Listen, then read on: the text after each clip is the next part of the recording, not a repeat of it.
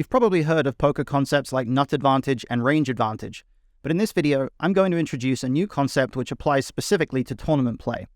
That concept is called risk advantage. Let's take a look.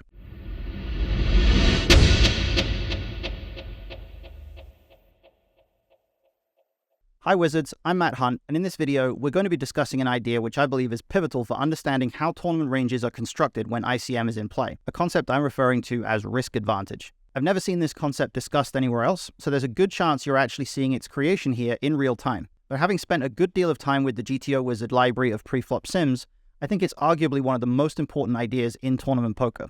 So I'm glad to have the opportunity to talk about it with all of you. Let's start by backing up a little and discussing some of the basic principles of tournament ICM. Before you watch this video, I highly recommend you check out the YouTube videos by my fellow GTO Wizard coach TomBoss21, specifically the videos titled Visualizing ICM and You're Playing Tournaments Wrong, since those videos will explain in detail a lot of concepts I'm going to reference in this one. The first of those concepts is the idea of risk premium, where the presence of ICM means that the downside of losing chips is greater than the upside of winning chips. This graphic here, taken from one of TomBoss' videos, illustrates this concept really well. The specifics of this scenario aren't really important, but the red area on this graphic represents the extent of our risk premium for this particular spot. We can see that as the level of risk increases, the premium imposed on us to justify the risk also grows significantly in a somewhat non-linear fashion. Despite the fact that a small level of risk in this spot, such as calling a basic pre-flop raise, only involves a small risk premium, this does still influence our pre-flop ranges in a significant way, since any chips we will eventually put into the pot post-flop also come with a risk premium, especially any spot where we end up making a big bluff or bluff catch on the river. When there's a risk premium placed on us, we're getting a worse effective price to call any pre-flop raise, but the same is also true for our opponents.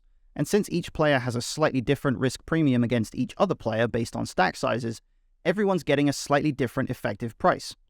We'll come back to that concept very soon. The other concept we'll need to be aware of is introduced in the other TomBoss video I referenced. The idea that ICM only really starts to significantly outperform chip EV once we get down to around 50% of the field remaining in a tournament. It's not crucial that we go into why this is the case in this video, but it is the reason why we're going to focus mostly on spots where we have less than half the field remaining. These spots will provide the best examples of what I mean when I'm talking about risk advantage. So what actually is this concept of risk advantage? Well, it operates in a similar way to other advantage-based concepts we might talk about in a variety of different contexts, like nut advantage or equity advantage. A nut advantage means we possess a greater density of nut hands than our opponent in a given spot. An equity or range advantage means our range has more equity than our opponent's range. A risk advantage works in the same way. Having a risk advantage means we have a greater capacity to take on risk against a specific opponent than they do against us. This happens anytime our risk premium against them is lower than their risk premium against us, with the difference between the two risk premiums being the extent of the risk advantage. Anytime risk premiums are asymmetric, which is anytime two players have different stack sizes, a risk advantage is present in some form. If our risk premium against our opponent is 5%, but theirs against us is 10%, then we have a risk advantage of 5%. Sounds fairly simple, right? Well, not quite. It might sound like this just refers to any spot where we have our opponent out-chipped, but there are actually a few different factors which affect risk advantage. So let's explore them a little and then look at some examples. In general, risk advantage is only going to be present in a substantial way in a given spot once we've reached the point in the tournament where ICM starts to ramp up. This will usually be around 50% of the field and below, as we've mentioned, but depending on the nature of the payout structure and field size, there might be some slight variation here. As a whole, though, we won't see substantial risk advantage in play early on in a tournament. It's also only really going to exist when one player out-chips another substantially. While having an opponent covered to any extent does theoretically give a player a slight risk advantage, this will be reduced when stacks are closer together, since the shorter player still has the ability to win most of the deeper player's stack. It's not possible for the player with the shorter stack to have a risk advantage because the fact that they can't bust the other player from the event simply prevents this from being the case. However, as we'll see later on when we look at some examples, there's a big difference between a player being marginally covered versus significantly covered, and the depth of stacks relative to the average stack will also be important. This last factor is a huge element in risk advantage. The more valuable the shorter of two stacks is, the more leverage the covering player has over that stack. If we're second in chips but there's a player with a massive chip lead, they have a huge risk advantage over us because our stack is very valuable, but they're the only player who can bust us. If the shorter stack has any more than about half the average stack, that's a fairly valuable stack, so the larger stack has a fair amount of leverage there. This creates the traditional dynamic that you'll be familiar with if you've done a lot of ICM work, where the middle stacks get heavily leveraged by the fact that they have a lot to lose in comparison with the short stacks. In fact, as a whole, risk advantage conceptually serves as a way to measure one specific player's capacity to exert ICM pressure over another specific player at a given stage in the tournament. Keep this in mind as we move forward. So in the end, there are two main factors which influence the scope of a player's risk advantage: the difference between the two stacks and the overall ICM value of the shorter stack. Now, let's run through some examples to show you what I mean in more detail. We're going to look purely at the risk premiums to start with, and we're not going to consider each player's actual strategy. That part comes later. So this first example here you can see is from the very first hand of the tournament. All stacks have 200 big blinds, and as you can tell, everybody has a 1.8% risk premium. Nobody has a risk advantage over anyone else in a spot like this, simply based on the fact that everybody has the power to bust anybody else. Nobody has a bigger stack than anyone else, so risk premiums are going to be the same all the way around. Very, very simple scenario. In this second example, with 50% of the field remaining, you can see that the risk premiums are now different between each player. This is because ICM has started to become a consideration here. In this spot, the average stack is about 60 big blinds, and you can see that the low jack and the hijack here have a very high risk premium versus each other, because the low jack has 110 big blinds and the hijack has 100 big blinds, and the low jack only has a 0.2% risk advantage based on the fact that they cover the hijack. However, if we look at the low jack versus the button, you can see that the low jack has a risk premium versus the button of 2.5%, while the button with their 45 big blind stack has a risk premium against the low jack of 3%. This means that the low jack has a 0.5% risk advantage in this specific scenario, which will affect the way that the low jack is going to play against the button. In this next example, with 25% of the field remaining, where we're getting closer to the bubble and the average stack is still 50 big blinds, we have a stack setup that sees an under-the-gun player here with 125 big blinds, so 2.5 times the average stack, and this player has a big risk advantage versus everyone as the big stack here. But focus on two other stacks here. The under-the-gun 2 player, who is a medium stack with 53 bigs, and the cutoff player, who is a short stack with only 10 bigs.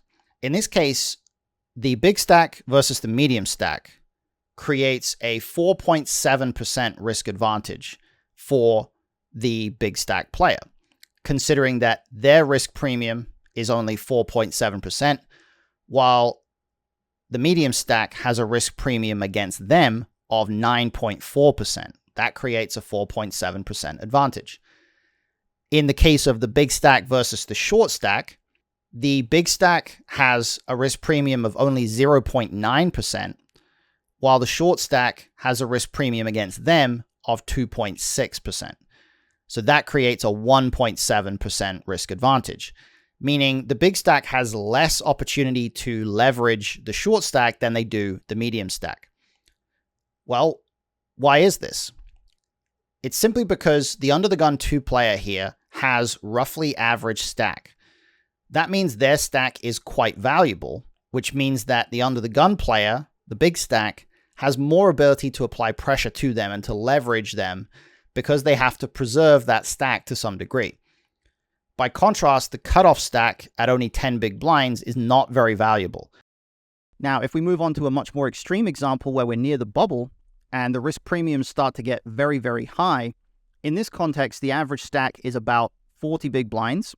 And if we look at the under-the-gun player once again, they now have a risk advantage of virtually 10% or more against anybody at this table. Because as you can see, if you look at that first row on the graphic here, the under-the-gun player's risk premium against any player at this table is never jumping above 5%.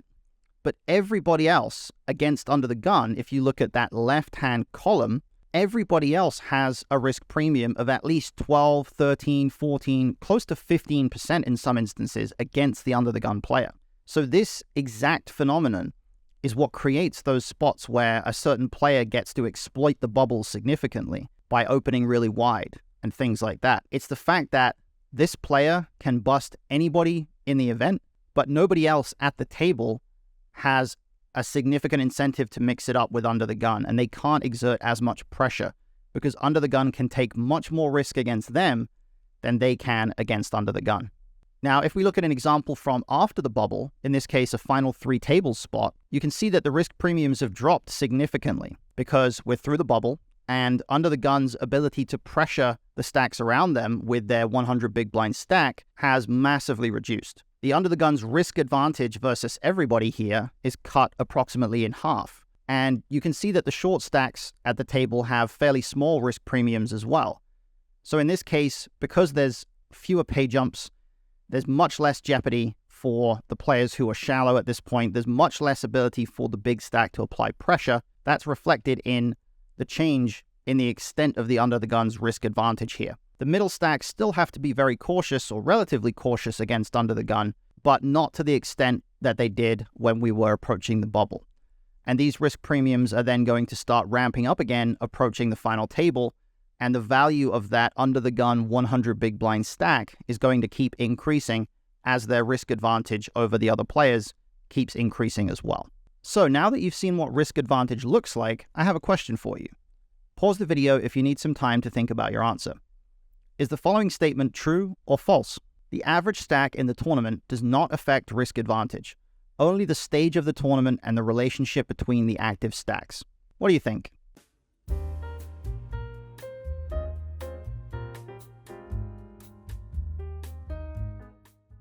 Well, the answer here is actually 100% false. Let me show you why. So if we look at these two examples here, let's focus on the 50 big blind stack and the 20 big blind stack. In these two scenarios where on the left, the average is 40 big blinds, and on the right, the average is 20. So on the left, the under the gun 1 player has a 50 big blind stack, and the small blind has 20. In this case, under the gun 1 has a risk premium against the small blind of 3.8%, while the small blind versus under the gun 1 has a risk premium of 5.5%. So in this case, the under the gun 1 player has a risk advantage of 1.7%. On the right-hand side, when 20 big blinds is the average stack, we now have a scenario where the under the gun player with 50 big blinds has a 4.5% risk premium against the small blind who has 20, but the small blind has a 9.1% risk premium against the under the gun player, creating a spot where the under the gun player now has a 4.6% risk advantage. So on the left, with 40 big blind average stacks, the advantage of a 50 versus a 20 big blind stack was about 1.7%. But when average stack is 20 big blinds, what now happens is that 20 big blind stack in the small blind becomes much more valuable. The small blind has a lot more incentive to just preserve that stack because there's a lot more short stacks at the table and in the tournament. So the under the gun player with 50 big blinds, even though the stacks haven't changed, now has a much, much bigger risk advantage in the spot on the right here, simply because 20 big blinds is more valuable than it is when the average stack is 40. So that's an interesting spot that we can analyze here. With all of this in mind, it's time to dive into how risk advantage actually affects strategy. We don't really need to look at how it affects opening ranges, since that equation is extremely simple. The larger a player's risk advantage versus the players left to act behind, the more opportunity they have to widen their opening range beyond whatever a chip EV range for their stack size would be. So with that in mind, let's go beyond opening ranges and focus our energy on two main areas: how risk advantage affects our initial response to an open raise, and how it affects our response to a 3-bet. First, we'll tackle the situations where we ourselves have a reasonably significant risk advantage. In this first scenario, the cutoff with 110 big blinds is responding to an open from under the gun 2 at 50 big blinds with 37% of the field remaining. And in this case, based on the risk premiums, the cutoff has a 1% risk advantage. And you can see that there's a small difference here in the ranges. There is a certain amount more 3-betting with the suited aces on the right-hand side. And there's also a little bit less flat calling on the right-hand side as well with some of those speculative hands, like some of the suited connector type hands. So there's a little bit of an evolution in the ranges here, and we'll talk about the extent of that a little bit more later on. But there's not a massive change so far. We're seeing a little bit less mixing, a little bit less need for a balanced 3-betting range but generally a 1% risk advantage hasn't affected things too much just yet. Now, in this next example, we have the cutoff at 100 big blinds reacting to the low jack at 43 big blinds with 25% of the field remaining. So in this case, as you can imagine, the risk premiums are starting to ramp up as we get closer to the bubble. And this is going to affect the output of the sim in a much more significant way here. Right away, when we have a 3.5% risk advantage here, you can see that our 3-bet range has become a lot more polarized. You can see that the suited aces are now the bulk of our 3-bet bluffs, alongside a good chunk of the offsuit aces as well. And what we're no longer doing is mixing a decent frequency of 3-bets with a lot of these middle suited hands like Jack 10 suited, King 10 suited, and some of the suited connectors even. We really have very little reason to 3-bet those hands now because it's a lot less important for us to have board coverage in our 3-bet range. And ultimately, our 3-bet isn't going to get flatted very much to begin with, considering that the opposing player has such a risk disadvantage that they're not going to flat a lot of 3-bets, which we'll come to talk about a bit more later. But the fact that our 3-bet isn't going to get flatted very much means we don't need to have as much playability in our 3-bet range, and therefore we can 3-bet more polarized in the way that we are on the right-hand side here. Now, if we look at a more extreme example where we're at the final two tables and we have 150 big blinds in the small blind against a cutoff open from a 60 big blind stack, in this case we have a massive 10.5% risk advantage. And as you can tell, that's massively altering our strategy here, right? We have a lot less need for mixing, a lot less need for board coverage. So a lot of those middle suited hands, suited broadways that might choose to 3-bet here for the purpose of playing in a 3-bet pot against certain dominated hands, those have very little reason to 3-bet anymore and are heavily favoring flat calling. Our flat calling range is very condensed, but it's also very wide. We're peeling hands as wide as 5-3 suited here, just because we have a lot of post-flop leverage when we do call. The polarized 3-betting range that you can see here is now including almost all the offsuit aces, and even a lot of the weak suited kings and queens that are going to have enough blocking power over the hands that will flat the 3-bet or the hands that will 4-bet to justify 3-betting aggressively here. So that 10.5% risk advantage is massively helping us to 3-bet aggressively in this case. And even hands like pocket 8s, 7s, and 6s are 3-betting at a decent rate here. And that is not necessarily because they're looking to get value from flats, because they're not getting flatted very much, but it's more to do with their ability to deny equity to a lot of the overcard hands here that will be forced to just raise fold to a 3-bet. And as you can see, the offsuit Broadway hands are now doing a good chunk of 3-betting because they have a reasonable amount of blocking power against the hands that will 4-bet and flat, so they're going to get more fold equity as well. So the huge risk advantage here is creating a spot where we get to 3-bet a lot wider and much more polarized. Now let's move on to looking at some spots where our opponent has the risk advantage and see how our response against a raise first in is going to change. In this case, we are the button with 55 big blinds versus a cutoff open from a 110 big blind stack with 37% of the field remaining. And as you can see, there's a little bit of the same sort of dynamic here going on where our 3-bets have started to become more polarized, even though we have a risk disadvantage. But a pretty key function of our strategy change here is the fact that we're simply a lot tighter. The hands like 10-7 suited, Jack 8 suited, 8-7, 7-6, 6-5 that were continuing at reasonable frequencies here in the pure chip EV spot on the left are now going to mostly fold when we have that risk disadvantage. And our suited aces and some of those offsuit hands and offsuit aces are still our 3-bet bluff hands, but we have a lot less reason to speculate or to flat with some of the bottom end of that Broadway range. Jack 10 off is now high frequency fold.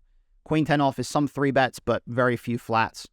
So we're just narrowing down our flatting range, and we are starting to become a little bit more polar with our 3-bets. But as you can see, we still have a good chunk of 3-betting with King, Queen suited.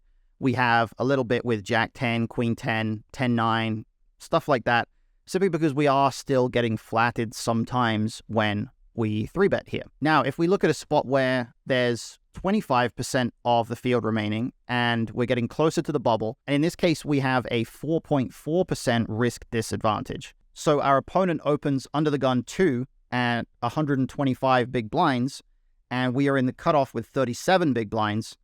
Now you can see that our response has massively tightened up. We're now folding a lot of pocket pairs. We're only flatting a very specific region of suited broadways. And in fact, even though our 3-bet is going to get flatted sometimes, and therefore we don't have to be quite as polar in this spot, the fact that we're up against under the gun 2 means that it's a little bit harder for us to get some thin value out of the opening range. And you can see that the king 9s, king 10s, queen jacks, queen 10s, those are functioning as some of our 3-bet bluffs here, along with ace jack offsuit and some of the suited aces. But our ability to 3-bet with, say, ace 10 suited, king queen suited, get a little bit of thin value out of that opening range is drastically reduced here. The king 10s and king 9 suiteds are actually 3-betting mostly for the opportunity to get hands like king jack offsuit to fold there. So ultimately, our risk disadvantage is forcing us to be tighter, and we're still a little bit polar, but we're using some of those hands that would otherwise flat, like those weaker suited broadways, as our bluffs now. And we're folding a lot of those king 8s, jack 9s, hands like that. If we go to an even more extreme spot where the hijack opens off a 125 big blind stack at the final 2 tables, and we're on the button with 35 bigs, clearly our response looks massively different from chip EV. We now have a 9.7% risk disadvantage. So our 3-bet is becoming even more polarized, and ace 10 off, ace jack off, those types of hands start to become our best 3-bet bluff candidates, alongside some of the middling suited aces, and a few suited kings as well. The queen jacks, queen 10 suiteds, jack 10 suiteds actually now become pretty reasonable frequency folds because we're forced to play so tight.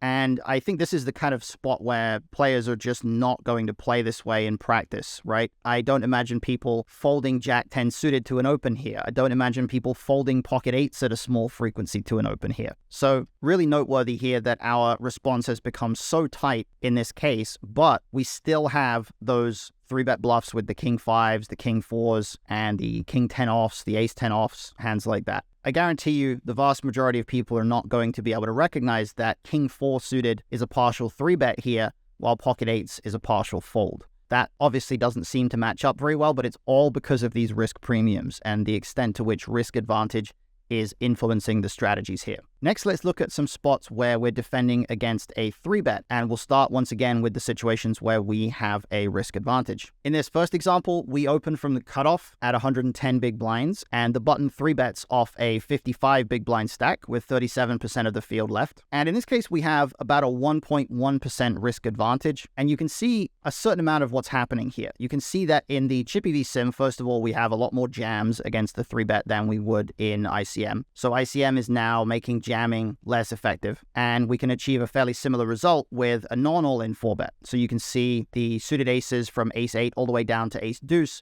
A lot of them are now 4-betting non-all-in. Interestingly, ace 5 suited, which is sort of the hand that most people would assume is the most likely 4-bet or 4-bet all-in type of a hand here, especially in chip EV, that hand is now actually flatting some instead of 4-betting. So that hand's almost strong enough to flat here. But the main thing here is that even with a risk advantage, we're still forced to tighten up because we do still have some kind of a risk premium against the button here. And the main hands that we're tightening up with are a lot of these speculative hands like the middle card and low card suited hands. These hands are just more easily dominated versus a tighter, more polarized 3-betting range, and we don't have as much opportunity to speculate profitably there. This also goes for the low pocket pairs. You can see that hands like 4s, 3s, and even parts of 5s are now folding to the 3-bet where they weren't doing so in chip EV. The offsuit broadways are also folding to the 3-bet here, so the response is tight, and it's shifting away from all-in 4-bets and more towards a polarized non-all-in 4-bet here as a response to the 3-bet. Now, in this next case where we now have a 3.3% risk advantage from the hijack versus a cutoff 3-bet with 25% of the field remaining, we're now, once again, still shifting away from jams and more towards non-all-in 4-bets because the non-all-in 4-bet is much more prevalent on the right than it is on the left. But we do still have some jams, except what's interesting now is that our flats are very restricted, and our jams are actually coming from a lot of these king-queen suiteds, king-jack suiteds, king-10, queen-jack, those types of hands that were perhaps previously a little bit more happy to just call. And the reason here is that against a polarized 3-bet range, which contains a lot of aces, we're now unblocking all of their 3-bet folds, and we're also putting ourselves in a position where, because their 3-bet range is so polarized to begin with, the EV that we capture by flatting is greatly reduced. We're often going to be up against hands that are very weak and won't put a lot of money into the pot post-flop anyway once we flat, And then the strong portion, the aces, kings, queens, etc., just has us dominated with a lot of those hands. So we now shift into a scenario where jamming and forcing folds from those bluffs is actually a little bit more beneficial than flatting here. So even with a 3.3% risk advantage, we're now shifting away from flatting and more towards jamming. Now, in this next case where we now have a 9.7% risk advantage, we are once again up against a button who's 3-betting about 35 big blinds deep, and we're in the final two tables scenario once again. And you can see these two ranges look wildly different here. The chip EV range has us doing a good amount of flatting and then a certain amount of jamming. The ICM range has us still jamming a fair amount, but leaning even more heavily into some non-all-in 4-bets with a slightly perhaps confusing range of some king-queen off, some ace-10 off, ace-9 off blocker type hands, and then some queens plus an ace-king for value, but also a little bit of 9s and 8s, presumably for a little bit of equity denial, and then to sort of reluctantly call off against the jam. The bottom line here is that the calling has massively reduced. That even when we are the covering player by a huge distance here, and we have a huge risk advantage, the polarized nature of our opponent's 3-betting range means that we no longer really have much incentive to be peeling that 3-bet from out of position. So that's a very common trend that we're going to see here, even when we have a risk advantage. But what about when we don't have a risk advantage? What about when we're facing a 3-bet and our opponent has a risk advantage? Well, this is a tricky scenario because we're facing a 3-bet from a player who has leverage over us, so it's obviously not easy to know how to respond. Let's take a look. In this case, we as the under the gun 2 opener face a 3-bet from the cutoff, who has 110 big blinds, and we have 50. So with 37% of the field remaining, we have about a 1% risk disadvantage here. And as you can see, that's already starting to affect our response quite a bit. We're flatting a lot less. Our flatting range is basically some bits and pieces of the middle pocket pairs, and then king-queen suited, ace-queen suited, and ace-jack suited. There's really almost nothing else in our flatting range here.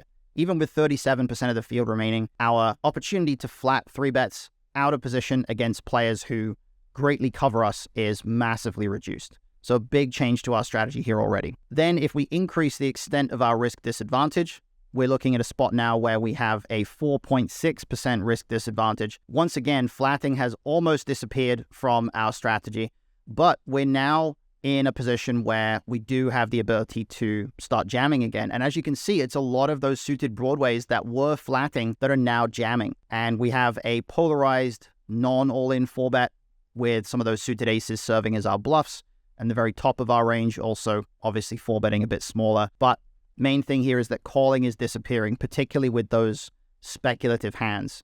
That risk premium that's placed on us here means speculation just isn't really going to function very well. And of course, when we have a significant risk disadvantage, that's also going to be true. However, what's now happening is something quite interesting. It's that the 3-bet range from the button here has now become so wide that we actually start to do a bit more flatting again. And it's simply because even though the risk premium is quite high, hands like ace-10 suited, ace-jack suited have so much EV that they can capture by being way ahead of all the dominated ace-x offsuit bluffs that the button has here, that they actually now gain the ability to flat a bit more. So once our opponent's range becomes so wide and so aggressive, there is a little bit of merit to flatting with some of these hands that have decent playability. But as you can see, we also have quite a lot of jams, and a lot of those pocket pairs are mixing flats and jams, so the EV is going to be very, very close there, one way or the other. The bottom line here is that the only thing that makes flatting slightly more viable is if our opponent is just really going nuts with 3-bets, and that's only really going to be true in situations where we have a significant risk disadvantage here. So that's a really interesting aspect to this concept. But what about when the risk advantage is somewhat neutral? Well, let's start by looking at some spots where neither player really has a significant risk advantage and the risk premiums are not especially high. In the early stages, if neither player has a significant risk advantage and risk premiums are low, we're just in a spot where we're very close to chip EV. So there's not really too much need to actually look at that. In this case, we have a spot with the hijack opening off of 55 big blinds and the cutoff having 53 in response. We have about 37% of the field remaining, and both players have a 4.8% risk premium in this particular spot. You can see that the response on the right-hand side here is more polar because there is that risk premium placed on the hijack, but it looks a little bit like the spot where we had a slight risk advantage here. we're already shifting more polar. We're getting more folds to the 3-bet. We have less reason to 3-bet linearly. We have less reason to try to get some thin value out of some of those hands that might previously have done so. But the overall consistency of the 3-bet range hasn't changed a ton here. It's just really the middle suited hands that are now shifting out of 3-betting and actually just starting to fold. And the suited aces are 3-betting at a slightly higher rate. So it's not a massive shift in strategy here. This next spot takes us into the hijack's response against that cutoff 3-bet. So this is the same spot where both players have a 4.8% risk premium. And what's happening here, once again, is that we're now seeing a shift away from jamming, and we're seeing a polarized non-all-in 4-bet with a blocker-heavy range of suited aces, and then we're seeing very little flatting. So when risk advantage is somewhat neutral here, it basically creates a similar scenario to where the out-of-position player has a risk disadvantage, where they just really don't have a lot of incentive to flat. The 3-bet is more polarized. It's a lot harder to play out of position against that range, so it's very tricky to justify a lot of flatting here. And if we look at a spot where risk advantage is neutral, but the risk premiums are a lot higher, things are going to get interesting as well. In this case, we have a scenario at the final two tables where the low jack opens off of 40 big blinds and the cutoff is responding. And this is a really interesting one because both players have a roughly 12% risk premium against the other here, right? And that creates a scenario where one player, the cutoff in this case, does have a 0.7% risk advantage technically, but that's not a big enough advantage to really affect the situation very much here. Instead, we can consider it a risk-neutral spot in a situation where the risk premiums are very, very high. And you can immediately see what's happened to the response from the cutoff here on the right. They have a good chunk of flatting now, but it's very, very condensed. It's jacks through sixes, suited broadways, and not really much else. And their 3-bet is highly polarized to essentially just ace blockers and some king blockers. And their 3-bet for value range is so thin. Their value 3-bet here is about 2/3 of pocket queens, and then kings plus and ace king. And that's about it. There's very, very little that they're able to 3-bet for value. So those hands that on the left were 3-betting for value, like jacks, tens, some pocket nines, some little bits of some other hands here, those hands have almost no incentive to 3-bet for value now because they cannot stack off with that high of a risk premium. So in this case, the flatting option is actually slightly better, even though there's a high risk premium on there. And we're really just going to get to realize some equity post-flop. The cutoff and low jack aren't going to be able to play that aggressively against each other here because they both have such high risk premiums. So we're just going to do a lot of passive post-flop play. And that's going to be better than 3-betting a hand like jacks and being in a nightmare spot here. Now, if we look at the low jack's response to that cutoff 3-bet, again, it's going to be drastically different from chip EV. Even though they're only at a small risk disadvantage here, it's effectively risk neutral. And what's basically happening is that they're doing almost no flats. Ace-queen suited is the only hand that has any reasonable flatting frequency here or any significant flatting frequency. And they're shifting basically to playing jam or fold. And even hands like kings or queens, they have such little ability to get thin value from a small 4-bet here that they benefit mostly just from denying equity, being all in, and hoping for the best. So it's specifically aces and ace-king suited that are actually 4-betting small here, which is obviously a very, very specific, very narrow range. So again, flatting basically disappears here because the risk premiums are so high. And now we're facing a 3-bet, which is a larger portion of chips to deal with. Next, let's move into looking a little bit at some multi-way dynamics and how this is going to affect some multi-way spots. In this first example, we have a 5% risk advantage in the big blind with 125 big blinds facing a low jack open from a 61 big blind stack and a button call from a 69 big blind stack with 25% of the field remaining. Now, as you can see, our response is still fairly wide. Our continuing frequency is still fairly high. We're still able to call with a lot of suited hands. But a lot of the offsuit portion that doesn't realize equity very well is just folding. And what's in particular very interesting here is that we're slightly shifting away from squeezing as a bluff with some of those suited broadways that wanted to do it on the left-hand side. You can see the jack 10s, the queen 10, king 10. They're fairly high frequency squeezes on the left, but they're much lower frequencies on the right. And instead, on the right, we're now squeezing with a more polarized range of suited ace blockers, high card, low card hands, like even queen deuce suited. Some of the other middle suited queens are now bluffing a lot. So our bluff selection has slightly changed. Our range has become much more polarized because, again, we're going to get flatted a lot less. But we've basically just tightened up. We've become more polar, and we no longer really are as concerned with having playability in our squeezing range. So we don't need to have as many of the suited broadways in there. Instead, we're perfectly content to just have a weaker suited hand because we're not getting flatted very much. And in the next example, as you can see, the big blind has 40 big blinds. Under the gun opens off 90 and hijack flats off 100 with 25% remaining. And in this case, our response is wildly different to chip EV. We're now much, much tighter. It looks more like a 4-way or a 5-way response here, where we're focusing on flatting a lot of the middle to low suited hands, even some of the lower offsuit hands. And it's certainly very unintuitive here that we would fold Queen Jack offsuit at a high rate, but call 5-4 offsuit almost in pure. That certainly is not very intuitive, but it's really just to do with equity realization and the types of board textures on which we are going to flop very strongly here. So our multi-way response here with a roughly 3% risk disadvantage against both players is actually substantially tighter. And we are still 3-betting some of those suited broadways, but now it's really mostly for bluff power and blocking potential more so than wanting to get some thin value. But we do have to have a little bit more playability in that squeezing range when the fact that both players have us covered significantly means they have a little bit more ability to flat the squeeze here.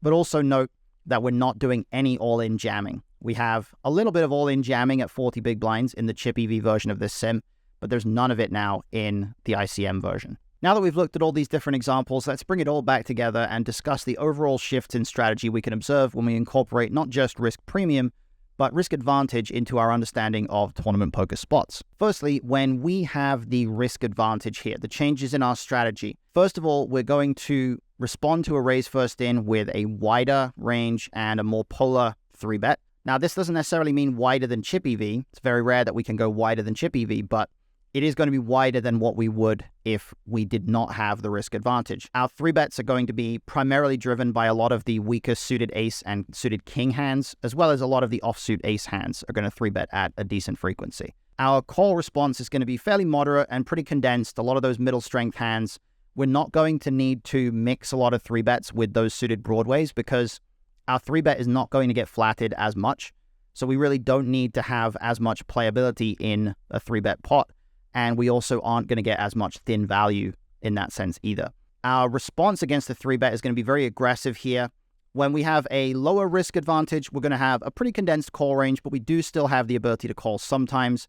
When we have a much higher risk advantage, we don't really need to do very much calling, and instead we can just capitalize on the efficiency of 4-bet jamming or 4-betting small to really apply pressure to the 3-better here, particularly with that very blocker-heavy range. And finally, when we're multi-way, we're still going to be fairly tight just because the caller now has a much tighter range. So when two players are potentially risk disadvantaged against some of the rest of the players left to act behind, it's going to be a slightly tighter open, slightly tighter calling range. So we do have to be more mindful of that, and we have to be less willing to just speculate with offsuit hands. And we also don't need to have as much board coverage in our squeezing range as well. And what about when we have a risk disadvantage? Well, in these cases, we're going to have a much tighter response and a slightly less polar 3-bet versus a raise, considering that the value of calling with some of these potential mixing hands is going to go down. But 3-betting now does get us a little bit more linear value or thin value from some of these hands because our 3-bet does get flatted sometimes. So when our opponent has us covered and we do get flatted, we actually do benefit a little bit from some more playability in 3-bet pots, and therefore we can 3-bet some of these king queens, king jack suiteds, stuff like that a bit more easily. The implied odds of pocket pairs and suited connectors are going to go way down in these spots. We're going to have very little opportunity to call speculatively or to just try to flop a strong hand. So we're going to have to be folding a lot of those low pocket pairs here in a lot of spots. And we're going to have a very, very tight response versus a 3-bet for the most part. We're going to do a lot of folding. We're not going to do a ton of jamming. We're going to do some small 4-betting where we can. And the paradox here that does occur is when our risk disadvantage is super high, when it's 9, 10, 12%, something like that. And that's not just the risk premium, it's the risk disadvantage. So when we have a very valuable stack and our opponent has us covered by a lot, the 3-bet is now so wide that we actually start flatting a bit more. So you saw in those examples where we went to the final 2 tables, you saw that there were some very high risk premiums, some significant risk advantages being developed, but there was also a little bit more flatting against the 3-bet simply because the 3-bet was so wide. And finally, when we're in multi-way spots here with a risk disadvantage, particularly if we have a disadvantage against both players, our range gets pretty much cut in half. We have to be a lot tighter. We don't get to do as much squeezing, and a lot of the hands that might flat just to realize equity multi-way are no longer going to have reason to do that simply because we are at such a disadvantage post-flop. And finally, when nobody has a risk advantage, you can kind of observe that our response versus a raise first in range is a tighter version of a chip EV strategy. Our weakest calling hands in chip EV are going to fold. We're going to do a lot less speculative calling. Our implied odds go down. Our response against the 3-bet with this scenario is going to pretty much have the same dynamic. Some pairs are going to start folding. The suited aces are going to start to prefer 4-bet bluffing ahead of just calling the 3-bet. And then as the risk premium on both players is going to increase, our 3-bet is going to become more and more polarized, and we're going to have almost no flatting versus our opponent's 3-bet, again, because they 3-bet more polarized, but they're not quite wide enough yet for us to have a little bit more equity. So that's about it for this video. I hope you've enjoyed our deep dive into this new concept. I like to think of it as a way of mathematically defining our capacity to exert ICM pressure over our opponents in any given spot. One other aspect that is very exciting about this concept is it can also be applied to post-flop scenarios. And I look forward to being able to explore this in some detail once GTO Wizard's post-flop ICM sims are available in the GTO Wizard archive at some point in the future. So with that said, if you have any questions or clarifications that you need from this video, feel free to put the comments down below. And you can also find me on the GTO Wizard Discord server. I'll be happy to discuss the concepts in this video. Otherwise, thank you everybody for watching. I will be back again soon with another video for you guys, and good luck to everybody.